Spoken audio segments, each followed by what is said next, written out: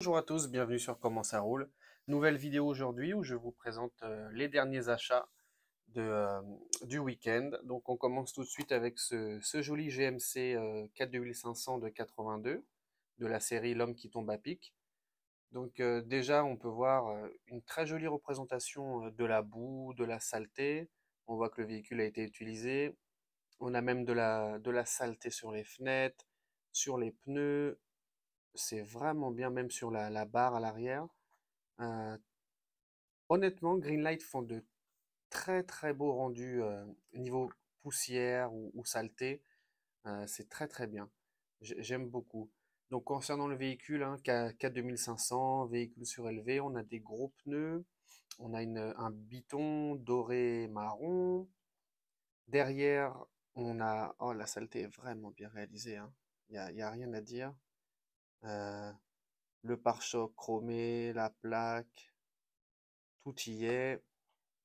Devant, on a un gros pare-buffle avec des feux longue portée cachés avec les cache-phares. On peut même distinguer un treuil. Hop, je vais faire un petit focus ici. Non, il veut pas. Bon, je m'excuse. Voilà, c'est peut-être un peu mieux. On a le treuil ici, le pare-choc, la plaque. On a même le logo de la série, l'homme qui tombe à pic sur le capot ici. Voilà. C'est un châssis métal, pour ceux que ça intéresse, et on a le numéro ici 7351. Donc très grosse production pour ce Chevrolet, ce GMC, pardon. Et pour les fans de la série L'homme qui tombe à pic, vous avez possibilité de collectionner les véhicules de la série. Hop, oui, voilà. Donc on a la Mustang Fastback, le Chevrolet C30 de la dépanneuse, le F250 que je vous ai déjà présenté, la Dodge Monaco de police, le Jeep et le nôtre aujourd'hui, le GMC. Donc très très joli celui-ci, qui devrait plaire aux fans de la série. On continue sur des véhicules de film. Vanishing Point, en français Point Limite Zéro. Je vous en ai déjà parlé puisque j'ai déjà présenté une Chevrolet Break de ce même film.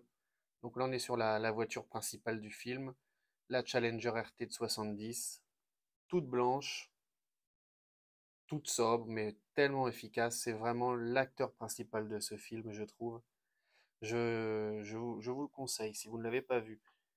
Bon, bah écoutez, on est sur une Challenger, tout ce qu'il y a de plus classique, couleur blanche, c'est bien représenté, même si je trouve que l'avant des Challenger chez Greenlight, c'est pas forcément leur plus belle réalisation. Mais bon, on est sur du 1,64, c'est quand même pas mal. Derrière, on a la plaque d'immatriculation, très bien. Les échappements.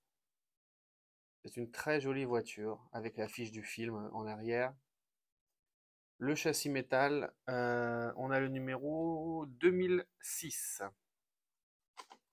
Et à l'arrière, le synopsis du film, hein, ici. Pour ceux qui veulent mettre pause,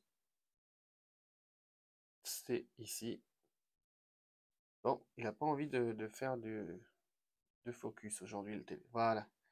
Donc voilà, ça c'est sorti en 2018, hein. Mais, très bon film, très belle voiture.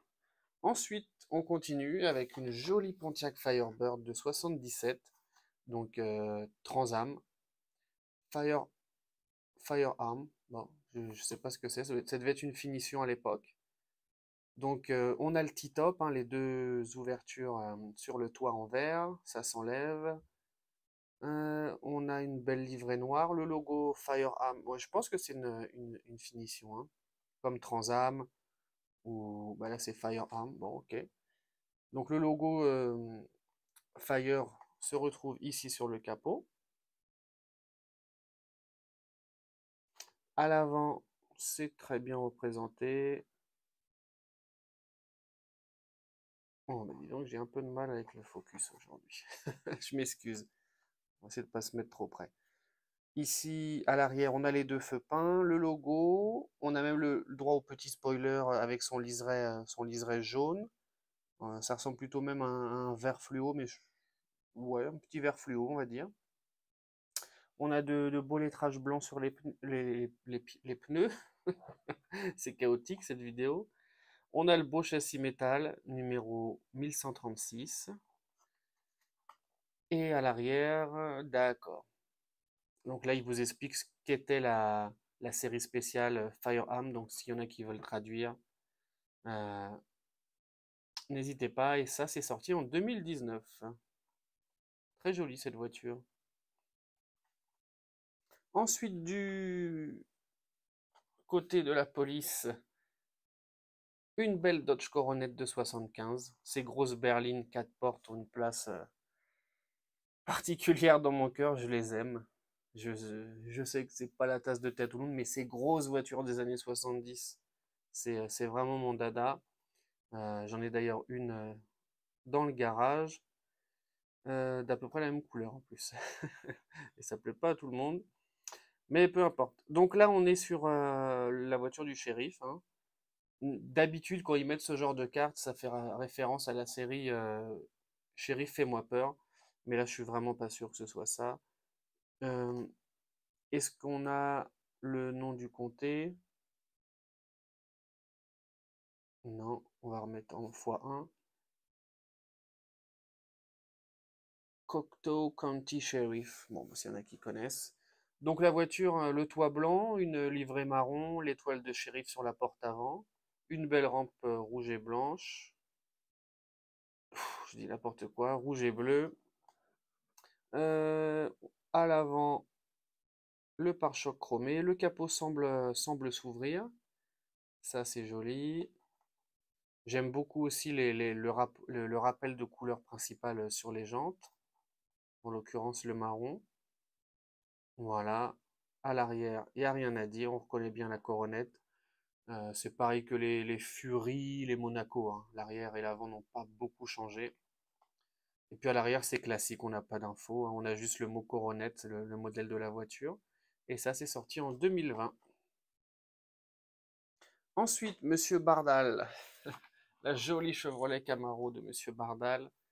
Alors, jolie, c'est à vous de choisir, mais je trouve la sérigraphie, la couleur assez originale. On a des carrés noirs un petit peu partout, une liste assez impressionnante de sponsors euh, sur l'aile avant. Je distingue d'ailleurs Olay, les carburateurs Olay, Hurst, les boîtes de vitesse. On en a même un petit peu à l'arrière. Sur le dessus, 4 carrés noirs. C'est une vraie fresque, cette voiture. Donc la Camaro de 70, hein, un peu comme celle du film Transformer. On a un châssis métal avec un numéro 34, 3471, pardon. Et à l'arrière, Monsieur Bardal. Voilà. Ça, c'est sorti en 2018. Très sympa. Il en existe une autre, peut-être que je l'achèterai. Et je vous les mettrai côte à côte. C'est des livrets assez chargés, mais plutôt joli. Pour nos amis pompiers, un joli Ford Bronco de 96 de la police de la ville de New York, pardon. Ah, je vous le dis, hein, aujourd'hui c'est chaotique. Mais ça me tenait à cœur de vous les présenter. Donc un joli Ford Bronco. On a même le j'allais dire couvre-benne, mais un Ford Bronco, ça n'a pas vraiment une benne, hein, et on a des sièges à l'arrière. Donc on va dire que c'est un découvrable. Et celui-ci s'enlève, on a même l'élastique pour le faire tenir en place. On a des jolies jantes turbines, le logo de la ville de New York, une rampe transparente. À l'arrière, le gros pare-choc chromé, FDNY Fire, gardez vos distances, le logo Ford à gauche. Devant, le joli avant du Ford Bronco de 96. Voilà, c'est vraiment bien réalisé, c'est très joli. En dessous, on a un joli châssis métal. Je n'ai pas trouvé le numéro, je m'excuse pour les amateurs. Et ça, donc, c'est la série 3 de la série Pompier, Fire Rescue. Et voici les véhicules qu'il vous faudra acheter si vous voulez la compléter. Et ça, c'est sorti en 2021. Donc très très joli ce Ford Bronco. Ensuite, on reste dans les secours. Une Chevrolet de 55. Voilà. Euh, J'aime beaucoup ces véhicules. Regardez, par contre, regardez, on a toujours eu ce petit défaut sur ce genre de Chevrolet, un peu les Chevrolet Bel Air notamment. On a les feux ici qui sont pas très bien collés, même si sur celle-ci, on s'en sort vraiment bien. Donc, des belles jantes blanches, une belle livrée blanc cassé crème, euh, le gyrophare rouge, on a le nom de la ville, hein, Channel View ici, les premiers secours, pompiers. À l'avant, bah, vous voyez, quand je vous parlais des feux pas très bien collés, on va essayer de faire. Voilà, vous voyez, ça déborde un peu, voilà. Bon. Alors pourquoi j'ai acheté ce véhicule? Parce que j'ai déjà d'autres Chevrolet Sedan de secours, mais celles-ci, ils ont poussé un petit peu le détail quand même. Ils ont rajouté la sirène sur l'aile avant droite, et je trouve ça vraiment sympa. Voilà, vous la voyez là, vraiment très sympa. Alors l'arrière est ouvrable, ça se voit ici, et, euh, et on a le numéro 1125. Et bien regardez, on a même le droit à une vraie photo. Même si je pense que ça saute aux yeux, il s'agit d'un grossier montage. On voit clairement que le gyrophare a été photoshopé, ainsi que la sirène à l'avant, et puis le lettrage aussi. Mais bon, voilà ce que ressemble le véhicule en vrai. À quoi ressemble le véhicule en vrai. Voilà, ça crée l'illusion. C'est pas mal quand même. Ensuite, pour finir, un joli Ford F250 de 1995. Donc c'est une green machine, jante verte, châssis vert. Donc je suis très content pour ça. Donc Smokey Bear, c'était des spots publicitaires, une mascotte pour prévenir les incendies et les risques en forêt. Donc ils ont sorti plusieurs véhicules, je les ai tous. Je vous les présenterai au fur et à mesure. Mais on a le droit à plein de petits animaux comme ça dessinés. Je vais essayer de concentrer la caméra là-dessus. J'aimerais bien que vous les voyez, c'est vraiment mignon. Donc on a l'ours, on a la biche, on a des papillons, un chat, plutôt un renard qu'un chat, un raton laveur.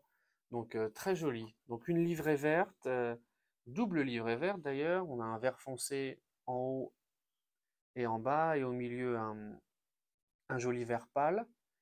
On a les flancs blancs. Bon, les roues vertes, j'ai le véhicule normal, je le vois d'ici d'ailleurs, ce sont des roues peintes en grise normalement. On a le logo, ben on retrouve le logo de la carte dessiné sur le capot ici. Voilà. Qu'est-ce que je peux vous dire d'autre? Bah, châssis vert, on a même le droit à un petit numéro pour celle-ci. On a le numéro 200.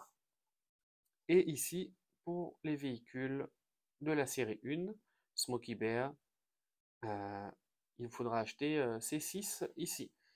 Je vous les présenterai de toute manière. Et donc, juste pour info, le Smokey Bear existe depuis 1944. C'était pour prévenir les risques causés par l'humain à la faune et la flore. Donc, très très sympa. Voilà. Écoutez, j'espère que cette petite présentation chaotique vous a plu. Et on se retrouve très vite pour d'autres vidéos. Merci à vous.